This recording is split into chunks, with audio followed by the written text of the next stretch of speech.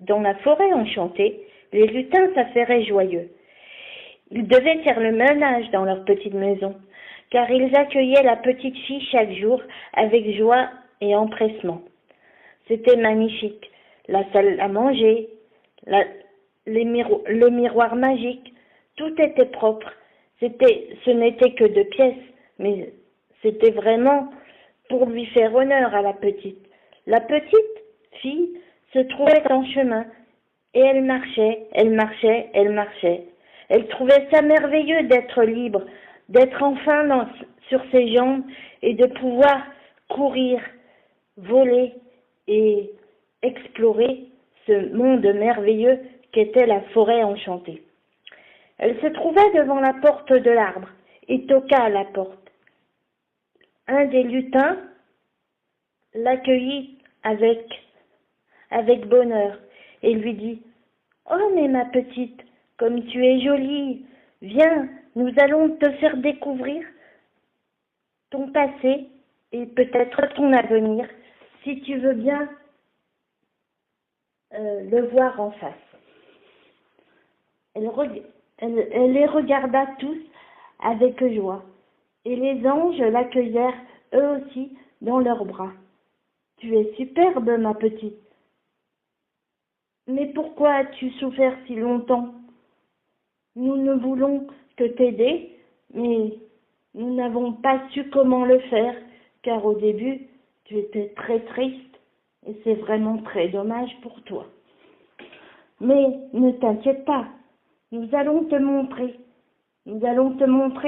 quel est le chemin magnifique que tu es en train de prendre, et tu vas pouvoir aider quelqu'un.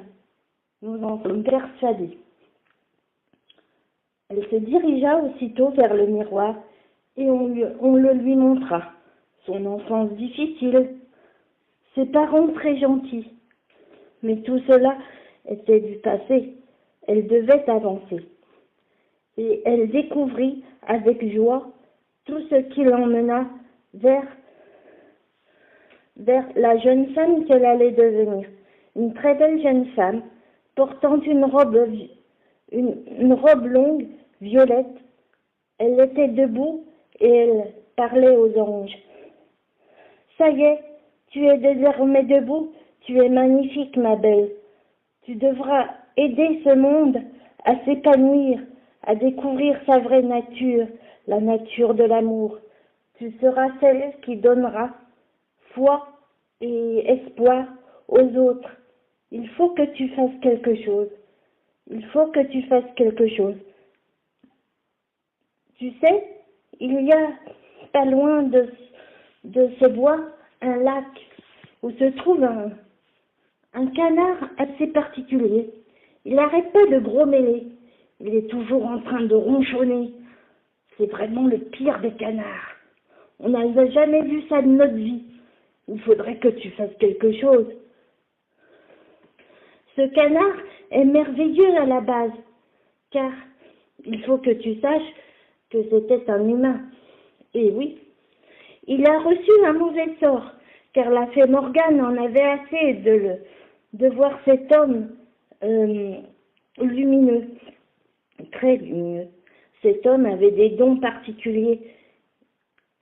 Il avait une maison et il a commencé à peindre des tableaux.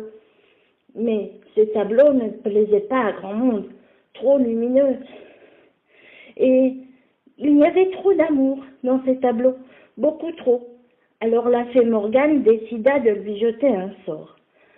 Un jour, elle se cachait dans la ferme où il habitait et elle attendit patiemment que toute la petite famille quittât la petite maison. Et elle s'introduisit dans l'une des pièces. C'était un bureau. Dans ce bureau, il y avait un carnet. Et ce carnet était le cahier magique de ce monsieur.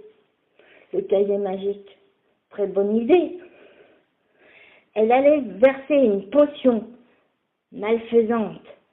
Et il fallait que cet homme posât le doigt sur la page du cahier magique pour se transformer en canard méchant, méprisant. C'est un mauvais sort.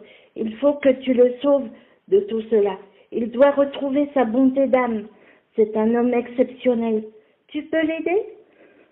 Si tu penses que tu peux l'aider, il faut le faire, car il est merveilleux.